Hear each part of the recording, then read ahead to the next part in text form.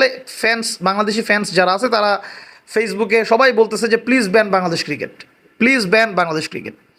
তো এখন ব্যাপারটা হচ্ছে বাংলাদেশ ক্রিকেট কিন্তু এন্টারটেনমেন্ট দিচ্ছে আপনাকে।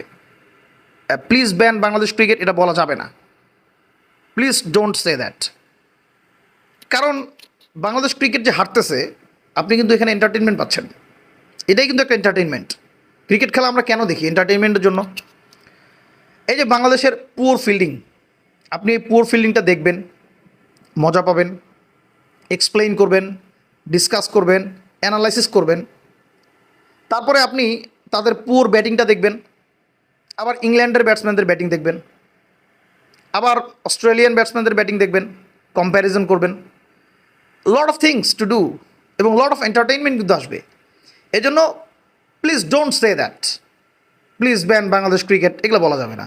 বাংলাদেশ ক্রিকেট থাকবে। We are test playing nation, we have past 25th year as a test playing nation.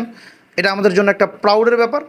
আমরা জিতবো, সামনে জিতবো, হয়তো অনেক দিন পর, 5 বছর, 10 বছর, 15 বছর, 20 বছর পরে হয়তো আমরা একটা ট্রফি নিব। আসলেই কি নিব? মেবি। বাট আমরা এক্সপেক্ট করব। খেলা দেখি আর না দেখি আমরা কিন্তু অ্যাটলিস্ট ক্রিকবাজে ঢুকে নিউজটা নিব যে বাংলাদেশ কী করতেছে আসলে।